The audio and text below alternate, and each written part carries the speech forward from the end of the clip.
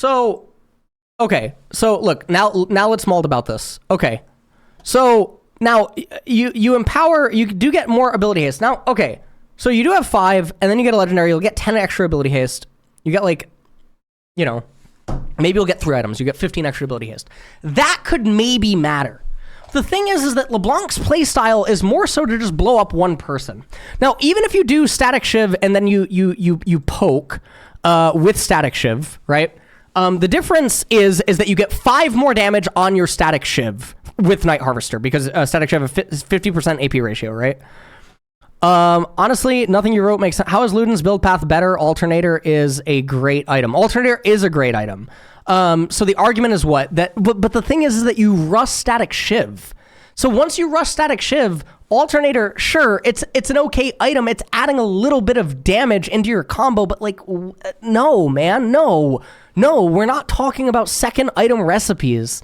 Because Harvester proc is more damage. It's not more damage. It's not more damage. I don't know, like, what are we saying? It's not more damage. What are we saying? This does not benefit from... So Luden's proc benefits from NPen. So, okay. He okay. Eventually, you get enough NPen from legendaries and stuff that the damage will override it. The damage is actually pretty close. But again, so anyways... The reason that I'm saying that it's not more damage, or the reason that I'm saying that the argument that it's more damage is a moot point, is because this is a stat that if people read it and they don't understand the game, or they can't factor in what's happening in the game, then they might accept what he's saying on the basis that he's C9 coach, okay? Anyone who fucking plays the game at a high enough level will understand that the damage differential is so negligible that you have to entertain practical things, right? So then we start thinking about extra or additional legendary items getting picked up, which then creates more magic penetration, and eventually the magic penetration and the damage from this will end up chasing, which becomes very valuable.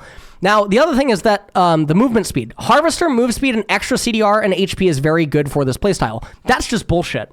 And the reason that it's bullshit is because you can go through, I don't know how many games, and you will just see that the movement speed ends up being luxurious in the mass majority of cases. And this is how it is for most Harvester champs. Most Harvester champs don't actually utilize the MS, or they use the MS at a timing that they can't actually make practical use of it, and that it doesn't have transformative value. So the move speed is a really ugly thing. The extra CDR and HP is very good for this playstyle. Now, I could agree with the HP maybe being good if you're diving into lots of people, right? And then you're actually talking about, you know, having the extra 300 HP. That is not necessarily wrong. He's right in that the HP is good for the playstyle, but like when you're playing LeBlanc at this point in time, the Ludens, like, we're starting to talk about like other things. Honestly, nothing you wrote makes sense. How is Luden's more frequent poke? Harvester is more CDR by far, so you can get more Static Shiv procs too because more jumps. No, okay. Again, LeBlanc does not always immediately go in as soon as her cooldown's up. She has positioning dependency. The enemies also have positioning dependency. Some of that is variables that you can't control. Now, before you get an enormous amount of legendary items, so we're talking about like 3 legendary items, the CDR differential is going to be so negligible that at the pro play, the likelihood that you can actually use it immediately off cooldown, is so unlikely. It's so unlikely. Harvester is 30 seconds CD. Luden's is like 8. You can proc it every time W is on cooldown. You don't do it during laning phase. In lane, you only have static. That's true. Harvester every third. If you do that over a whole game in laning phase, especially in mid to late game fights, Luden's just does so much more. It's a little long side lane to push waves and towers and roam to mid for the poke. With the perma pushing. Well, that's the other thing, right? LeBlanc, the M-Pen that Luden's gives also enhances her damage against turrets because magic penetration works against turrets. This is something that Night Harvester actually would not do.